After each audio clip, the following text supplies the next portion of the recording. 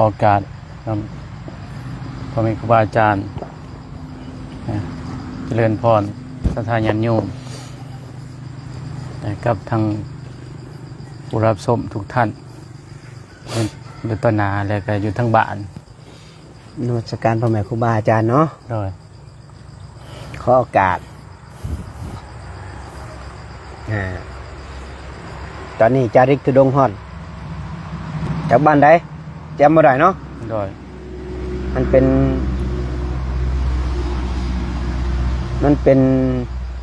บ่เห็นป้ายตอนนี้อยู่ในฟีวาซ่าบ่แม่นว่าเป็นหยังต้องมักไล่สดในฟีวาซ่าคำใสยุดหันมาฟีวาซ่าเนี่ยมาเพื่อเตือนสติเตือนจิตเตือนใจตัวเองเด้แต่ว่าไผสิคิดอย่างอื่นก็แล้วแต่นานาจิตตั้งเนาะได้ครับเฮานี่เดินตามองค์สัมมาสัมพุทธเจ้าไปเพื่อบ่ให้จิตมันขูดมัวเนาะไปเพื่อละไปเพื่อปล่อยไปเพื่อว่างไปเพื่อศูนย์ไปเพื่อลดให้มันบ่เหลือหยังโดยสาธุไปทำลายกิเลสตัณหาไปทำลายพวกความอยากได้อยากมีอยู่แล้วมันน้ำมันนิ่งนี่สำหรับคนน้อยเนาะอยู่แล้วน้ำมันนิ่งน้ำมันขุ่นถ้าไปแล้วน้ำมันไหลมันใสหาหน้าก็เลยไปบางครั้งไปก็ไปเจออันนั้นนะเขาหน่อยเจอพีภาษาคือจังสี่แล้วไปเจอมีพอออกผู้หนึ่งเพิ่นถือศาสนาพระเยซูบ่เป็นจะได้บัดนี้เพิ่นไปม่นเขาหน่อยไปนั่งภาวนาอยู่หันแล้วว่าเอาอีหยังไปอยู่ในงูนหินน่ะนะแบบมันเป็นผู้หน่วยหนึ่งผู้หินผู้หินแหละทีนี้เขาสิเอาหินเอาหินแล้วมันเอาบ่ได้เอาไมโครก็ตายแล้วไมโครก็หักขุดลงไปหักเอาออกก็ออกบ่ได้แต่หินมันบ่ใหญ่ได้เขาหน่อยแต่หินนั่นแต่มันมีน้ำไหลออกมาแต่ไปเป็นสีแดงเพิ่นละมนต์พระอาจารย์เขาหน่อยฮู้แล้วเขาหน่อยหากัน 2-3 พรรษาเด้เขาหน่อยก็ฮู้แล้วโอ้พวกนี้สิเอาหินไปขายบ่หรือจังได๋นะเขาหน่อยก็บ่ฮู้จักเจตนาของเพิ่นหรอกแต่ฮู้แล้วว่าผู้ที่ตายนะก็คือว่าเขาหน่อยคิดพิจารณาเบิ่งนะคงสิสมัยสงครามบ่พวกฝรั่งเศสบ่ที่ว่าพวกญี่ปุ่นบ่ที่คนเงินคนทองได้เขาหน่อยแล้วไปพังไว้หันพังไว้หินตัวนั้นเนาะโดยแล้วก็น่าสิเป็นอันห่วงทรัพย์เขาหน่อยเขาจะคำห่วงทรัพย์บ่แน่นอนเผาทรัพย์ผู้ทรงเผาทรัพย์แล้วทีนี้ไผสิมาแต่ต้องหินแล้วบ่ได้เขาน่ะตามเขาหน่อยพิจารณาเบิ่งนะเพราะว่าเขาได้ย่างเข้าไปนี่คนเขาน่ะลุกเหงาเลยนะคนลุกโอ้แสดงว่าอันมีเจ้าของคือเป็นพี่เป็ดเผาทรัพย์ห่วงทรัพย์หันไปเลี้ยวเบิ่งบางทีน่ะมันออกสีแดงๆเด้น่าจะเป็นสมัยสงครามแล้วคนเงินคนทองอบไว้หันแล้วก็เฮ็ดให้เขาเอาหินบ่ได้นะเขาหน่อยหรือว่าสมัยใดสมัยหนึ่งนี่แหละเนาะแม่นแล้วรถพี่ภาษาคือกันเขาหน่อยคันเฮาเข้าไปนี่ใครไปเจอหงอกเจองูนี่มันก็มีงูในป่าเนาะมันมีงูในป่าแหละแต่ว่างูบางชนิดน่ะมันจะบ่ทำลายเฮาได้มันก็ไปแต่เฮาบ่ไปเหยียบหางมันนะมันจะบอกกระโชกมันกับงูจงอางได้เขาหน่อยหมอจงอางนี่มันบ่ได้สนใจเด้อหมอนี่มันห่วงอย่างเดียวดิห่วงทรัพย์เด้มันโดดใส่รถเจ้าทั้งสิ้นเลยเขาหน่อยพอจะยืนจึกนิ่งๆกับมันก็ถอยได้เขาหน่อยบ่กล้าคือกันได้มันก็ถอยกันนิ่งคือหินนี่ต้องนิ่งบ่ให้นิ่งบ่ให้ติ้งมีปฏิกิริยาตอบรับมันเนาะคือมื้อนั้นนั่งอยู่พีภาษาอยู่บ้านเนาะสามเณรเกศตอนนี้ซิกแล้วเขาหน่อยเป็นเขาเอิ้นหยังทิศบ่ตอนนี้เป็นทิศแล้วเป็นเสียงเนาะงูกัดปองนี่มันเลื้อยขึ้นมานี่เขาหน่อยก็เลยกำลังโตแข็งๆนะเขาหน่อยคอกระดิกเดี๋ยวว่ายันผีอำเพิ่นนะเริ่มตาขึ้นมาโอ้อย่าเป็นหยังเด้อเจ้าของว่าสักพักนึงมันก็เรื่องนี้บ่มันเย็นเนี่ยนะเขาหน่อยงูกับสัมผัสกับมือคนมันเย็นจ่อแล้วมันผ่านไปข้างนอกก็เยอะเบิ่งโอ้โหหัวเหลืองหือเลยโตการเลยตัวซัมปูตินนี่เขาหน่อยโอ้อาเกตหลอดตายเขาหน่อยอธิษฐานในใจว่า เกตอย่าซิกเด้อมีงูมาทดลองนะเขาหน่อย โดย ว่าจะสิผ่านบ่ อ๋อ แต่ว่าฮู้แล้วว่ามันลงคุ้มมงมอ1หันก็หน่อย อ๋อ มงมอ1มงกระดูกหัน บ่ เออ โอ้แสดง กระดูกก็ไว้เขาหน่อยก็ไปเคลียร์เบิ่งโอ้แสดงว่าพ่อใหญ่นี่หรือว่า เผาทรัพย์ แม่ใหญ่นี่เผาทรัพย์แล้วเป็นงูเผาทรัพย์แล้ว เออ แต่ว่าจะเป็นผู้ใดบ่จัก โดย แต่มงได้เคล็ดมงได้ตีห่วงทรัพย์เก่งๆแสดงว่าเขานี่ห่วงทรัพย์เขาหน่อย นี่แหละเฮาเข้าปีภาษาเนี่ยมันมีเหตุผลต่างๆนานาเป็นหยังคนเฮาถึงปีเป็นพี่เป็ดแต่อยากจะสื่อเนี่ยบ่เป็นได้เขาหน่อย คืออยากเขาอยากน้ำเนี่ยบ่เป็นพี่เป็ดได้เขาหน่อย โดย แต่ว่าเป็นพี่เป็ดนี่คืออยากได้ของผู้อื่นเป็นของตัวเองได้เขาหน่อย คือจะได้ทรัพย์ของผู้อื่นเป็นของตัวเอง อันนี้คือเป็นพี่เป็ดได้เขาหน่อย โดย แค่หิวเนี่ยบ่เป็นอาจจะเป็นสามเวสีหน่อยๆบอกเขาหน่อย แล้วว่าทีนี้ก็บู้กัน แต่ว่าเขาหน่อยพิจารณาเบิ่งนำนาจิเขาหน่อยนะแต่ว่าเป็นหยังคนเขาถึงเป็นพี่เป็ดเวลาเจอในพี่ภาษาเนี่ยเขาหน่อย ถ้าว่าไปผู้เดียวได้เขาหน่อยได้ โดย บางพี่ภาษาแต่ละพี่ภาษานี่มันย่างเนี่ยย่างปุ๊บแบบว่าเสียงได้ยินเสียงนะเอาได้ยินในหัวคือเมื่อคืนนะนอนในถ้ำเนาะ โดย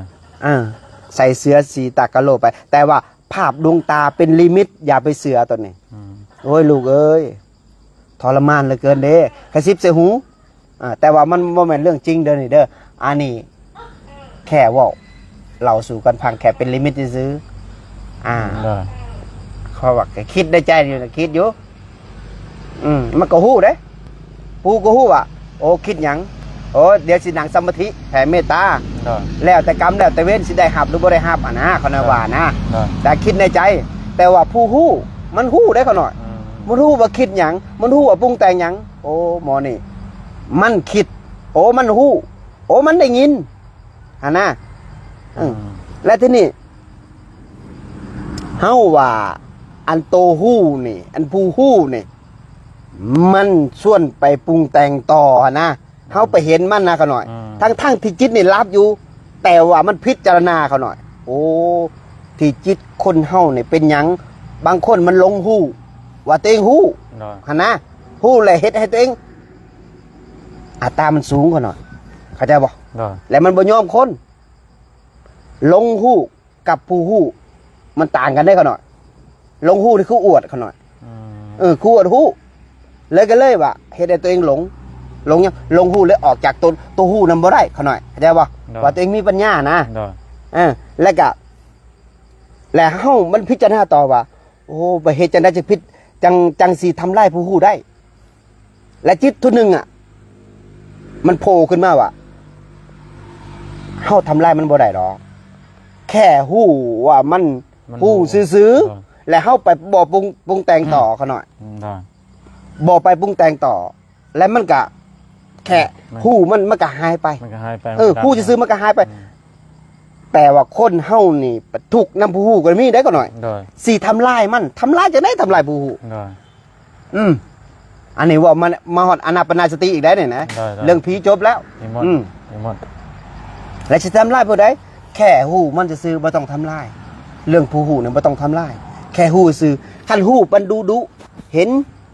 เห็นมันดุ เห็นมันดู ได้ แล้วก็ดับไป เห็นแล้วมันก็ดับไปมันเห็นแล้วมันก็หายไป เดี๋ยวเขาจะสว่างขึ้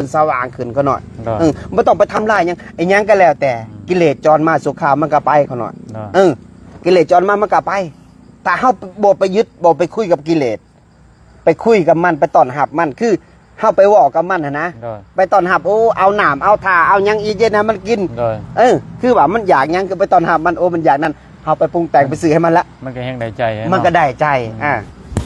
ให้ก็ได้ใจของมันละแต่เนี่ยอานาปนาสตินี่นะถ้าเฮาเจริญดีๆนะเขาหน่อยเห็นบอกเป็นหยัง ได้ เกิดชาติใดภพใดเฮาต้องมีอริยทรัพย์ติดตัวเฮามา คือว่าโอ้ยชาติที่แล้วเพิ่นเฮ็ดบุญดี ได้ เพิ่นเฮ็ดหยังดี มันเลยติดมาชาตินี้ ได้ เพราะว่าเขาหน่อยไปพิจารณาเบิ่งว่าเพราะว่าถ้าสี่ขันธ์ห้าเนี่ยมันแตกไปเขาหน่อย แต่จิตมันบ่ได้แตกเด้ ได้ เพราะว่าบุญตัวนี้นะ เจ้าเจริญฟังอริยทรัพย์ตัวเองนี่นะด้วยรักษาศีลบำเพ็ญเพียรภาวนานี่นะมันติดในจิตได้เขาหน่อย มันบ่ได้ติดในห่างกายได้ ได้ จิตกับห่างกายมันคนละอย่างกันขน่อยต้องแยกแยะว่าบางคนคือเด็กน้อยเขาคิดว่ามันตายแล้วมันจบคืออยู่ในพีภาษาคือตอนนี้ตายแล้วก็แล้วไปแต่ว่าบุญกับบาปมันโบแล้วได้ขน่อยเจ้าเห็ดยังไหวตอนมีชีวิตอยู่เจ้าสะสมอริยทรัพย์บ่ขุดนำบ่อกอสลารักษาศีลบำเพ็ญเพียรภาวนาบ่ได้เจริญสมาธิบ่เจริญอานาปานสติบ่อานาปานสตินี่ถ้าเจ้าเจริญนะเจ้าจะเกิดพบใดชาติใดมันก็บ่เสื่อมเขาหน่อยเจ้าเกิดไปปุ๊บชาติหน้าปุ๊บเจ้านั่งสมาธิหน่อยหนึ่งเป็นยังแล้วนึกชาติใดย้อนว่าเจ้าสะสมมาหลายภพหลายชาติเป็นยังได้สมาธิไวย้อนว่าเฮาสะสมหลายภพหลายชาติมันเลยติดมาในดวงจิตได้บ่แม่นว่ามันเฮาตายไปแล้วมันจบอันนั้นความคิดของชาวบ้านบ่แม่นนักภาวนาได้คันนักภาวนามาฮอดขันแยกน้ำแยกรูปแยกธาตุแยกขันธ์มันสิติดโตเฮาจะฮู้เลยว่าอันยังติดโตเฮาไปจะบ่กล้าเฮ็ดจะบ่กล้าออกนอกลูกนอกทางออกนอกสัมมาสัมพุทธเจ้าบ่ออกนอกพระพุทธพระธรรมพระสงฆ์จะบ่กล้าเฮ็ดอย่างอื่นเลยเพราะว่ามันเห็นแล้วเด้ว่าบาปสิ่งนี้มันบาปมันบ่แม่นเส้นทางของพระพุทธเจ้าสอนสิ่งนี้มันออกนอกลูกนอกทางแหละบ่เฮ็ดได้ก็หน่อยถ้าว่าเฮาไปเฮ็ดเฮาก็ยังไล่ตามโลกก็หน่อยไล่ตามโลกมันบ่ทันไปแก้โลกคือเฮาไปตกแต่งให้มันสวยงามโลกใบนี้ที่จริงแหละใครมันงามภายในเขาหน่อยเห็นบอกคนน่ะถ้ามันดีภายในภายนอกมันก็ดีมันบอกหน่อยถ้างามภายในภายนอกมันก็ดีมันบอกหน่อยมันก็งามภายนอกมันบอกนี่คือการเนี่ยเด้มันเปลี่ยนเข้ามาว่าถ้าว่าภายในเฮามีทรัพย์มีศีลมีอริยทรัพย์ภายนอกเฮาก็จะวาจาดีจะกระทำดีบอกหน่อยถ้าภายในว่าบ่ดีภายนอกก็ว่าบ่ดีเขาหน่อยแม่นบอกกระทำบ่ดีคิดบ่ดีเมื่อเจ้าคิดบ่ดีแล้วเจ้าก็ทำบ่ดีอันนี้แหละเขาเอิ้นว่าทางงามภายในแหละต้องงามภายนอกมันบ่หน่อยนี่แหละมันจะติดตัวเฮาไปทุกภพทุกชาติถ้าเจ้าเจริญอานาปานสตินะเจ้าอยากได้หยังอยากได้ความสงบก็อยู่นี่อยากได้ความสุขก็อยู่นี่อยากได้ฤทธิ์อยากได้เดชอยากได้ฌานอยากได้ญาณอยากได้อภิญญาอยากได้หยังอยู่นี่หมดเขาหน่อยอยู่ในอานาปานสติอย่ารู้ดังนี้แต่ว่าอย่าลงมันเมื่อยังก็ต้องปล่อยต้องวางถึงที่สุดท้ายแล้วเพราะว่าอานาปานสตินี่มันเฮ็ดให้เจ้าพ้นทุกข์สิ่งใดที่เป็นทุกข์ย้อนยังคันต้องเป็นทุกข์เฮาต้องตามมาเหตุผลตัวนี้เฮาเกิดมาเอาหยังลายหลบลายภพลายชาติกองกระดูกเบิ่งในพีประสาทเซ็งเพ่งลายภพลายชาติละขน่อยมีตัวหัวกะโหลกมันบ่ขน่อยแม่นแล้วชาติใดเขาก็จะตายชาติใดเขาก็หาทางออกบ่เจอแต่พระพุทธเจ้าเขาหาออกทางออกเจอแล้วขน่อยเพิ่นถึงสอนเฮาให้เฮาเดินตามเพิ่นย้อนยังย้อนว่าเพิ่นเห็นแสงสว่างแห่งธรรมก็คือทางหลุดพ้นคือบ่เกิดบ่ตายปุถุชนเฮานี่ก็เดินอยู่เฮ็ดอยู่แต่เฮ็ดแบบยังขน่อยเฮ็ดแบบมาศรัทธาบ่แบบว่าแปรบางๆบ่เต็มร้อ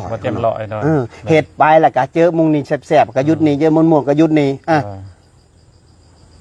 ไปเหมือนกับว่าเฮาไปงมแม่น้ำสมุทรบ่เจอหยังขน่อยย้อนหยังพอบ่เจอหยังแล้วเฮาก็ถอยออกเพราะว่าจิตท่าบ่เต็มร้อยได้ขน่อยแม่นศาสนาพุทธนะคนจริงทำจริงลงมือจริงกระทำจริงเหตุจริงศรัทธาจริงได้จริงเนาะมอบกายถวายชีวิตเฮ็ดมีแต่พระพุทธพระธรรมพระสงฆ์สักมื้อหนึ่งเฮาต้องเจอเส้นทางสว่างเห็นลมแล้วละเอียดแล้วเฮาจะสงบสุขนิ่งแล้วจะสงบสุขถ้าเกิดเฮายังบ่นิ่งเฮาก็เฮ็ดต่อไปเจริญต่อไปเบิ่งลมเบิ่งจิตเบิ่งลมเบิ่งความคิดเบิ่งไปนี่เบิ่งมันไปเรื่อยๆคนที่เขาเห็นแล้วเป็นยังเขาเห็นย้อนว่าเขาลงมือจริงทำจริงปฏิบัติจริงคนที่เฮ็ดล่อๆแล้วแหละเฮ็ดยังเห็นแต่กิเลสตัวเองเห็นแต่ความอยากยิ่งปฏิบัติยิ่งอยากยิ่งปฏิบัติยิ่งตัณหายิ่งหลายขึ้นมีแต่เพิ่มแต่ความอยากศาสนาพุทธ ปฏิบัติธรรมเพื่อบ่อยากได้บ่อยากมีบ่อยากดีบ่อยากเป็นไปหอดศูนย์เพื่อมันลดหยังคือลดอัตราตัวตนลดทิฏฐิมานะลดทุกสิ่งทุกอย่างจนเบาบางจากกิเลสคือเอาออกอ่ะบ่แม่นเอาเขาเอาออกได้ทุกสิ่งทุกอย่างมันจะเข้ามาเองเอาออกให้มันมดให้มันเบาเบื่อซึ่งเหมือนเหือนี่นะจอกเนี่ยเอาเทน้ำไปนี่มันหนักหนามันก็จมมันบอกเขาหน่อยข้าวเราออกอร่อยมันก็ร้อยมันบอกเขาหน่อยนี่แหละร้อยก็ไปไซบัดเนี่ยไปสู่สุคติเนาะม่อนเนี่ยเพชรบัดเนี่ยคนไหนวอลไลน์ผู้เดียวแหละเนาะเนี่ยบุปผาขน้อยว่าฟังอย่างเดียวเลยโดยม่อนให้คนมักฟังอยู่แล้วโดยสาธุก็จังว่าคนเฮาตายแล้วทิ่มห่างกายอุปมาเหมือนเทียนเหลี่ยมหนึ่งแล้วก็ไปต่ออีกเทียนเหลี่ยมหนึ่งแม่นบอกเทียนเหลี่ยมนี้ก็ต้องทิ่มแน่นอนแม่นบอกโดยไฟนั้นต่อไปนี่เคิ่นว่ามันส่งต่อไปอีกเทียนเหลี่ยมหนึ่งเคิ่นว่าปัญญาส่งต่อบ่ปัญญาที่ว่าย่าว่าปัญญาส่งต่อบ่มันส่งต่อไปอีกบ่จากตัวเก่านะโดยปัญญาส่งต่อปัญญานี่มันต้องว่าแต่ว่าสมถะนี่มันตกติดไปก็หน่อยและปัญญาเนี่ยเขาก็ต้องจูนมันก็ต้องกลับขึ้นมาคือเก่านะก็หน่อยเพราะว่ามันยังไม่ทันมดยางเลยก็หน่อยถ้าว่ามดยางแล้วมันก็สีโบออกเปรียบกับต้นไม้นี่นะก็หน่อยนี่นะถ้าเกิดว่าหากนี่นะสมถะเขาเต็งไปนี่นะเขาบ่ให้ผุดมันนี่นะหากมันก็ตายมันบ่ก็หน่อยเมื่อตายแล้วมดยางมันบ่ก็หน่อยถ้าเกิดว่าเขาหดน้ำไม่ได้ก็หน่อยโคตรน้ำให้น้ำมันตลอดมันก็พื้นขึ้นมาขึ้นบ่มันกับใบใหม่มันก็เขียวงามอีกได้ก็หน่อยเหมือนกับย่างเหมือนการมาคุ้นเขาคือกันก็หน่อยถ้าเกิดว่าอันนี้บ่ได้บ่แบบว่าอันนั้นหรอกถ้าเกิดว่าเขาเติมอาหารให้มันก็หน่อยบ่ยอมตัดราคานะมันก็ยังมีได้ก็หน่อยถ้าเกิดว่าเขาบ่ให้อาหารมันเด้มันก็เบิดไปเนาะเมื่อไปมันก็ตายก็หน่อยเมื่อตายแล้วปุ๊บมันจะมีความสุขอย่างมากมายมหาศาลจะสมบูรณ์แบบแสดงว่าต้องมาใส่สมถะแล้วก็วิปัสสนาตื่มอีกเพื่อคมมันเบิดเนาะโดยคมให้ย่างให้เบิดนะแม่นนี่เมื่อสมถะกับวิปัสสนามันมีปัญญา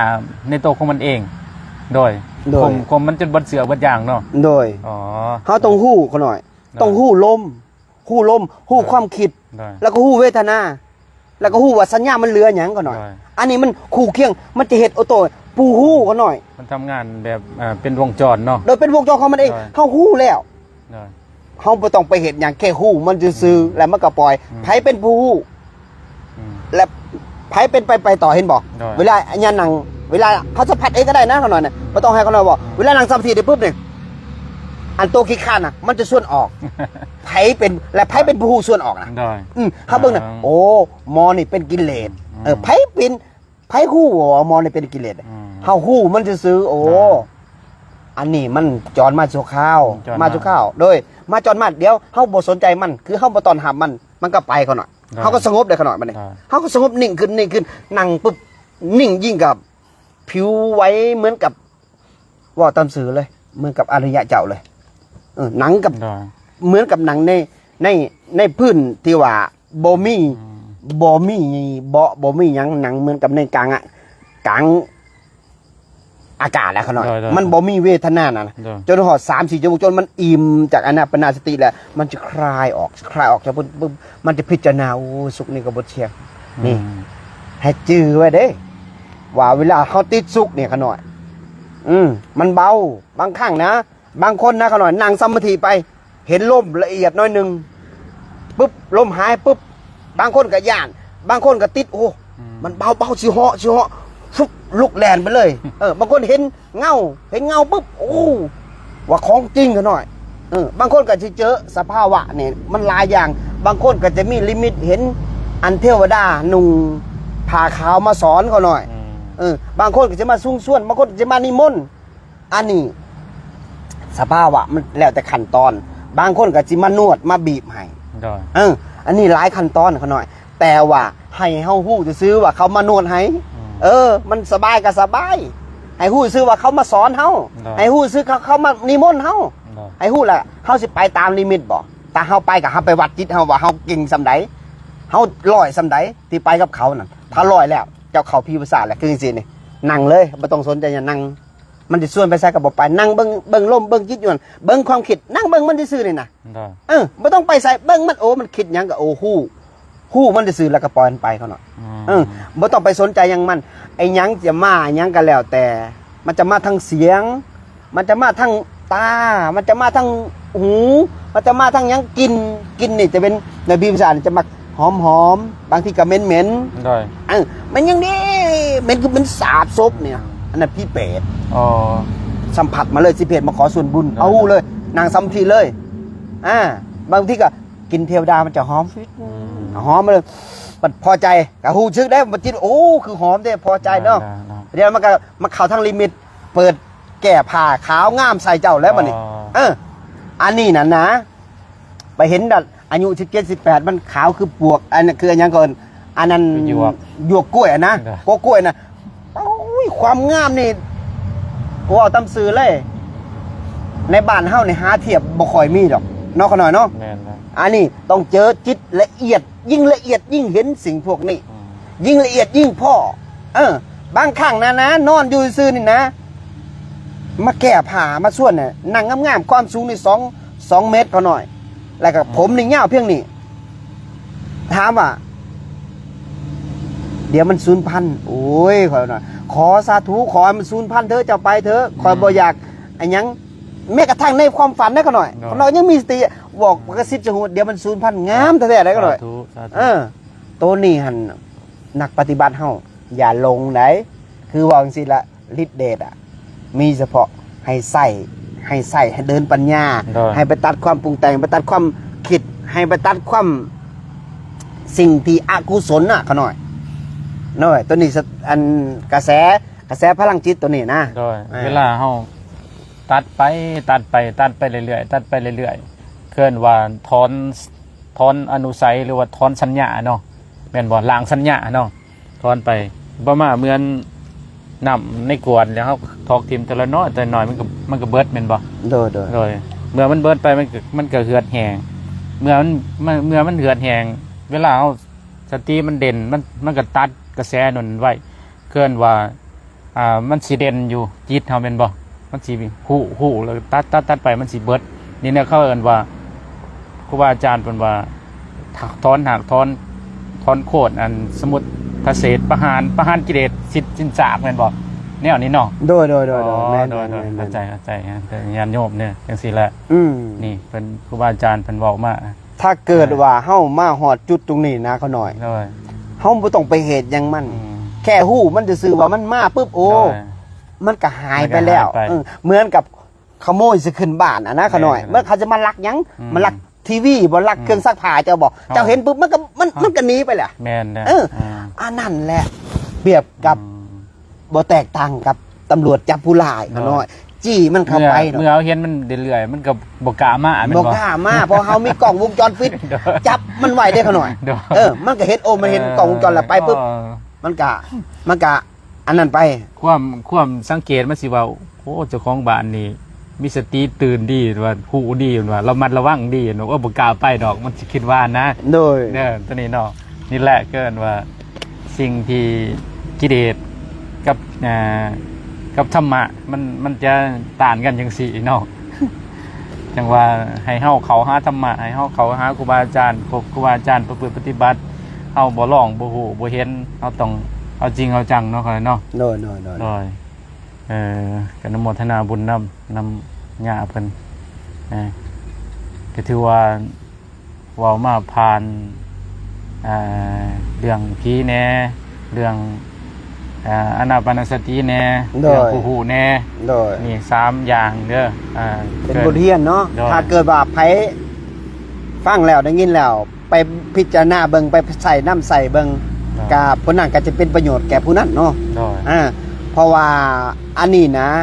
มันเกิดจากการปฏิบัติเขาหน่อยเกิดจากการบ่แม่นสิเป็นหนังกินแล้วก็นอนอะไรมันสิเกิดถ้าเฮาได้กำลังเต็มที่นะเฮาบ่ต้องเฮ็ดหยัง แค่ฮู้จัก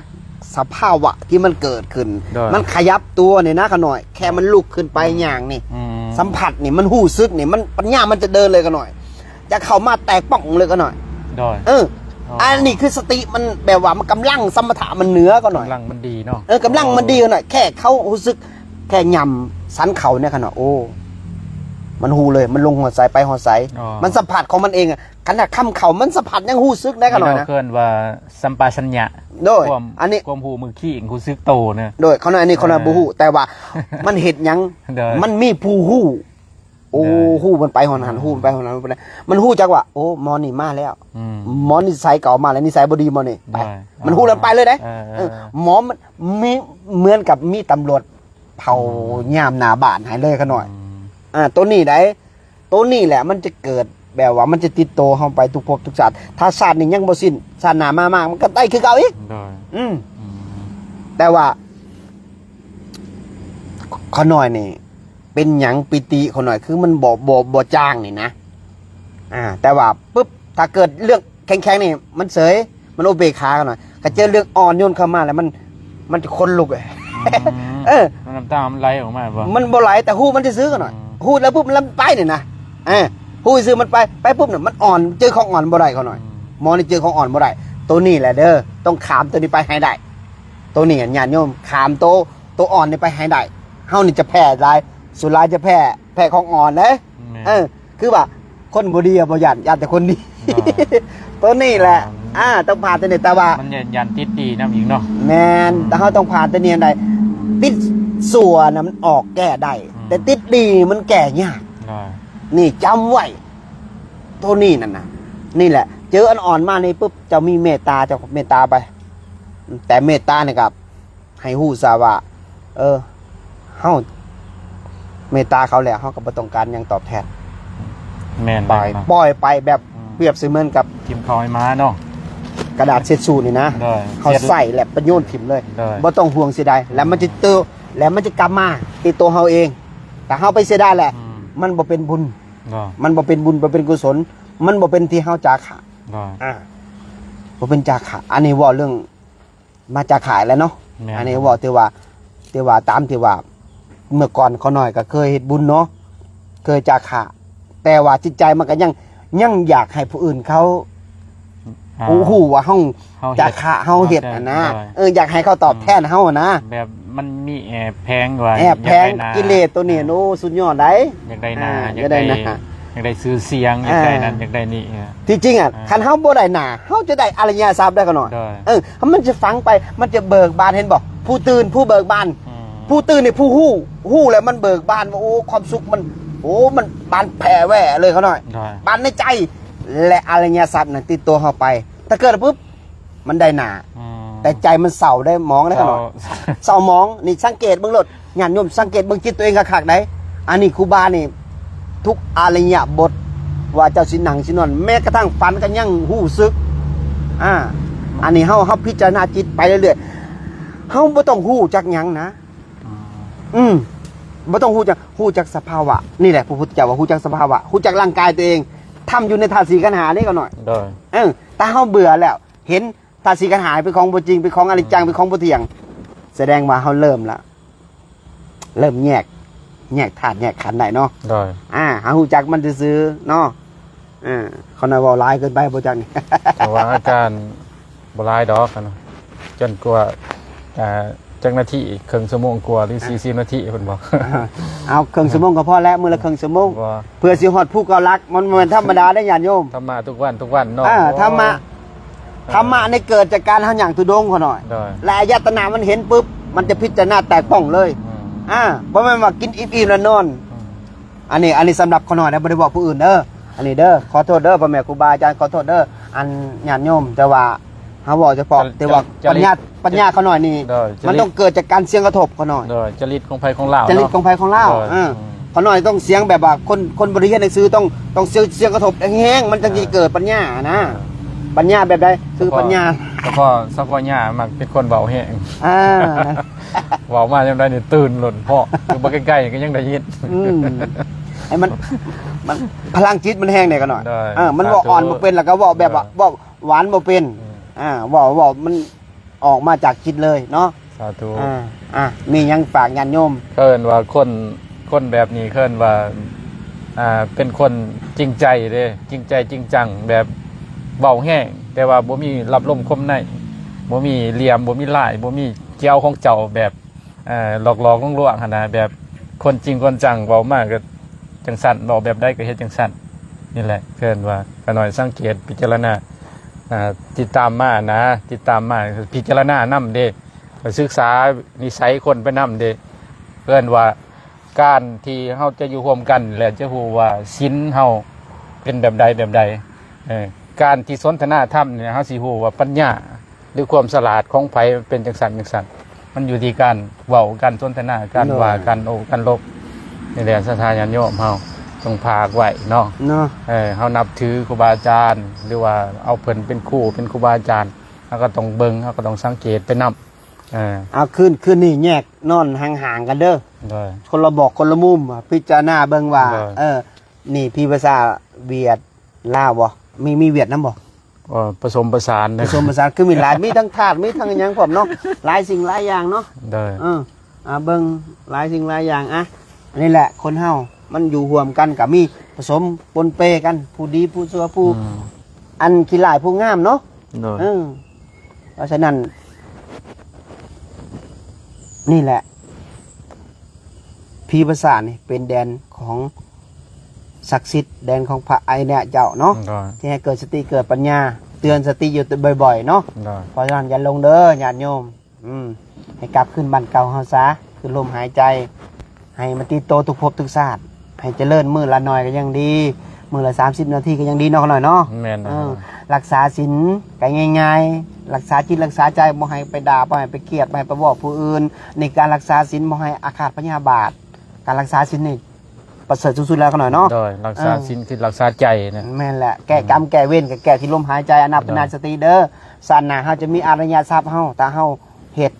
จนฮอดมือธาตุสี่ขันธ์5แตกไปกัลยาณมิตรตัวนี้แตกไปแล้ว